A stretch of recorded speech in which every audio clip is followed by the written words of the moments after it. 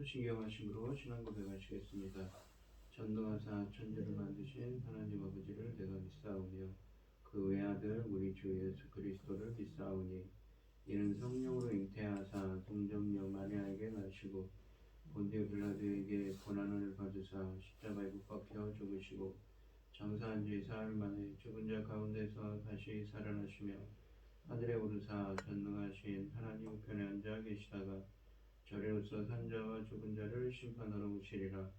성령을 믿사오며 거룩한 공예와 성도가 서로 교통하는 것과 죄를 사하여 주시는 것과 몸이 다시 사는 것과 영원히 사는 것을 믿사옵나이다. 아멘. 찬송 342장입니다. 342장입니다.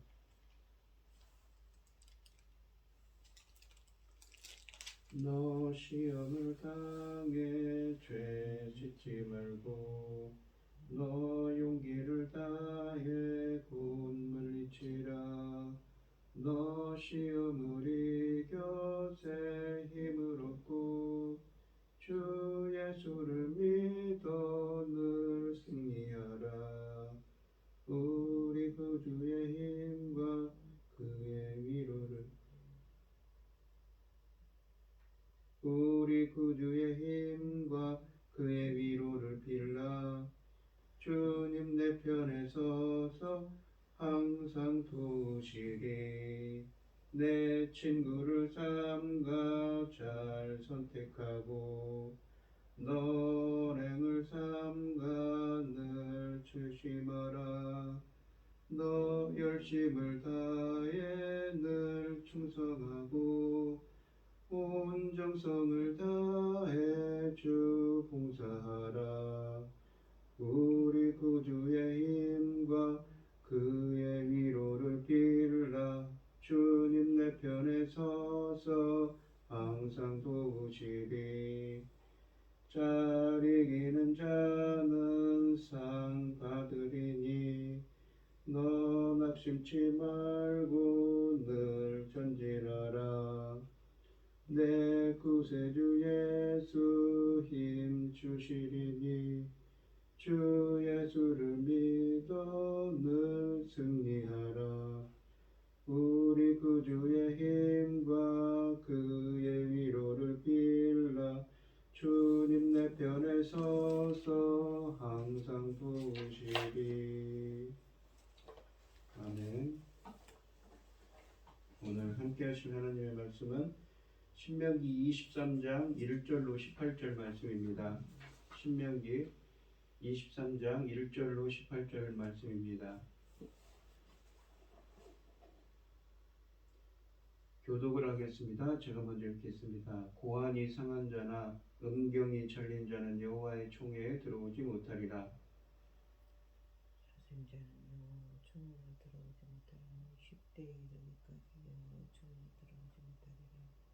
암몬 사람과 모압 사람은 여호와의 총회에 들어오지 못하리니 그들에게 속한 자는 10대뿐 아니라 영원히 여호와의 총회에 들어오지 못하리라. 그들은 너희가 애굽에서 나올 때 떡과 물을 너희를 길에서 영접하지 아니하고 메소포타미아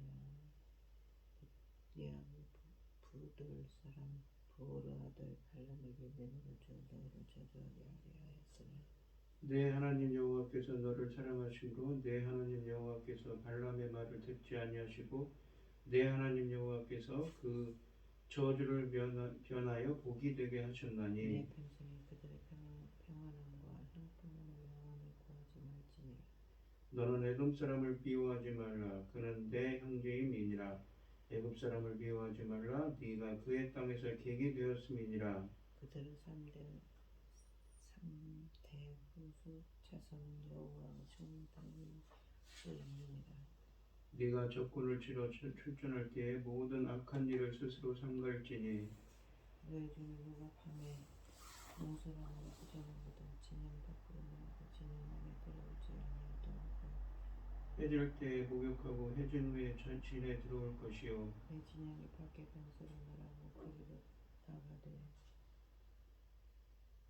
내 기구에 작은 삽을 더하여 밖에 나가서 대변을 볼 때에 그것으로 땅을 팔 것이요 몸을 돌리고 그 배설물을 덮을지니 이는 네 하나님 여호와께서 너를 구원하시고 조건에게 내게 넘기시려 내 진영 중에 행하심이라. 그러므로 내 진영을 거룩히 하라. 그리하면 내게서 불결한 것을 보지 아니하므로 너를 떠나지 아니하시리라.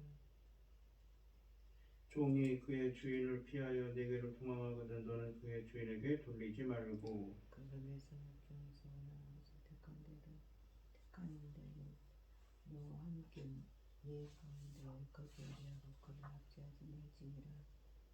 이스라엘 여자 중에 창기가 있지 못할 것이요 이스라엘 남자 중에 남창이 있지 못할지니 창기가 건동과 개 같은 자의 소득은 어떤 서운하는 일로든지 내 하나님 여호와의 전에 가져오지 말라. 이 둘은 다 내 하나님 여호와께 가증한 것임이니라.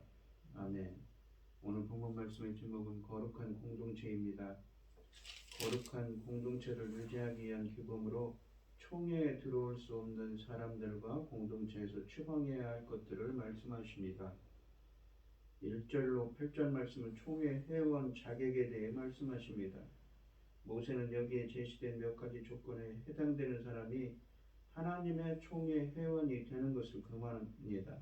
고환이 상한 사람, 2절에서는 비정상적인 성관계를 통해 태어난 사람, 3절로 7절에서는 암몬과 모압 사람 등은 영원히 총회에 들어올 수 없다고 하십니다. 반면에 이집트 사람들과 에돔 사람들은 이스라엘에 정착한 지 3대째에 가서는 총회에 들어오도록 하라고 7절부터 8절에 말씀하십니다. 총회라는 말은 시내산에 모여있는 온 이스라엘을 두고 하는 말이거나 모압 평지에 모인 후손들을 뜻하는 말씀입니다. 온 이스라엘을 포용하는 가장 광범위한 단어이며 총회의 회원권은 곧 이스라엘 시민을 의미합니다. 본문은 다음 세 가지 조건 중 하나에 해당하는 사람은 총회에 들어올 수 없다고 1절로 7절에 말씀하십니다. 첫째, 고환이 상한 자나 음경이 잘린 자라고 1절에 말씀하십니다. 본문이 종교적인 이유 등으로 스스로를 이런 일을 자행한 사람들에게만 적용되었다고 해석하는 대부분의 주석가들은 이렇게 해석합니다. 사고로 인해 혹은 태어날 때부터 이렇게 된 사람들에게는 적용되지 않았다는 것입니다. 이런 조건을 가진 사람은 제사장이 될 수 없으며 이런 조건을 지닌 짐승은 제물로 드릴 수 없다는 점을 감안할 때 이런 사람은 이스라엘의 경건성과 어울리지 않기 때문에 총회 회원권을 금하는 것으로 해석할 수가 있습니다. 이사야 선지자는 이사야서 56장 3절로 5절에서 이 환관이 하나님의 백성이 되는 날을 예고하고 있으며 사도행전 8장에서 빌립은 이사야서를 읽고 있는 에티오피아 환관에게 세례를 베풀었습니다. 신약에 와서는 이런 조건이 더 이상 하나님의 총회에 나가는데 걸림돌이 되지는 않습니다. 둘째는 2절에 보시면 사생자는 총회에 들어갈 수 없다고 합니다. 사생자로 번역하고 있는 히브리어 단어는 구약에서 딱 두 차례 사용되는데 이곳과 스갈에서 9장 6절에서입니다. 사생자는 법률적으로 부부가 아닌 남녀 관계에서 태어난 아이이거나 유대인 아버지와 이방인 어머니 사이에서 태어난 아이를 의미합니다. 22장 13절로 30절에 결혼에 관한 다양한 율법에 제시된 다음에 이 말씀이 선포되는 것으로 보아 이 단어는 상당히 넓은 의미를 지닌 포괄적인 개념을 반영하고 있는 것 같습니다. 이런 사람의 자손은 10대까지 그러니까 영원히 여호와의 총회 회원이 될 수 없다고 합니다. 셋째로 3절로 6절 말씀을 보시면 모압과 암몬 사람은 영구적으로 여호와의 총회 멤버가 될 수 없다고 합니다. 이스라엘이 이집트에서 이 가나안으로 이동해 올 때 도와주기는커녕 오히려 발람을 불러들여 이스라엘을 저주하려 했기 때문입니다. 이스라엘은 영원토록 여호와의 총회에서 이들을 배제해야 하며 그들에게 평안과 형통을 빌어서도 안 된다고 6절에 말씀하십니다. 평안, 샬롬과 형통, 토부는 우호적인 관계를 표현하는 개념입니다. 이들과는 외교 관계를 수립해서도 안 됩니다. 모압 사람들이 이스라엘을 저주하려 했던 일이 부메랑이 되어 그들에게 돌아오고 있습니다.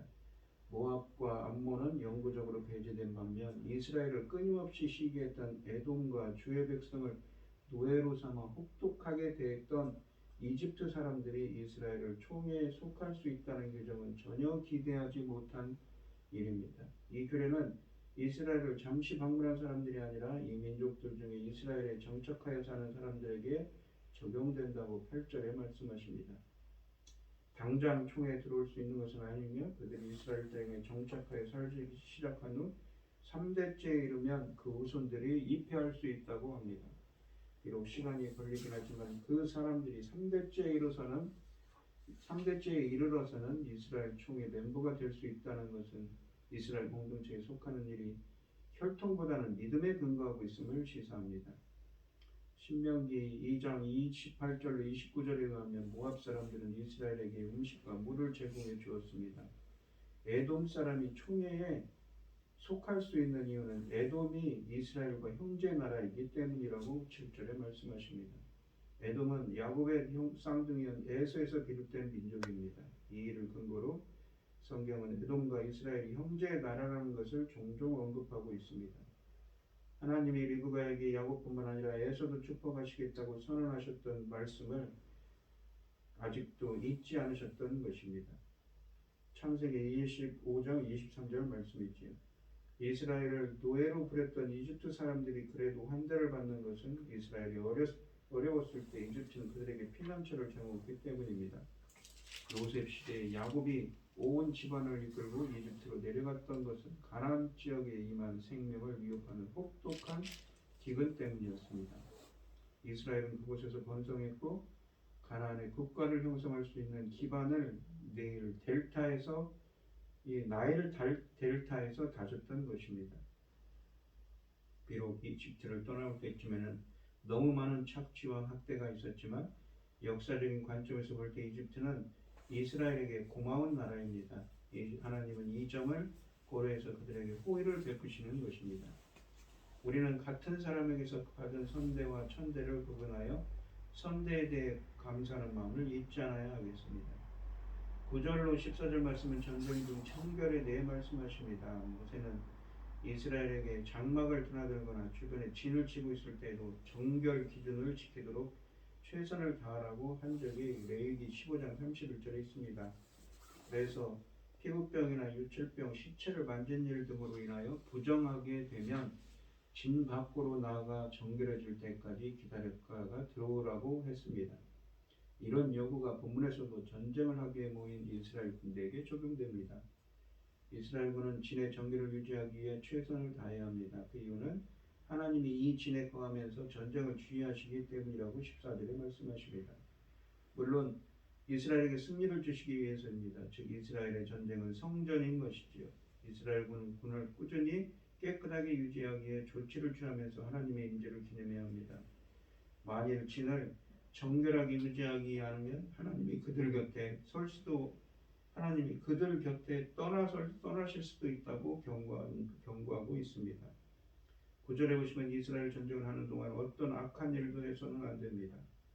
이 표현은 많은 것을 포함하는데 매우 포괄적인 것이기 때문에 본문에 언급하고 있는 두 가지에도 어떤 것이든 진을 오염시킬 수 있는 것들을 포함합니다. 그러므로 민수기 5장 1절로 4절을 바탕으로 해석할 때 사람을 부정하게 만드는 피부병, 유출병을 앓는 사람들도 진을 떠나야 했을 것입니다.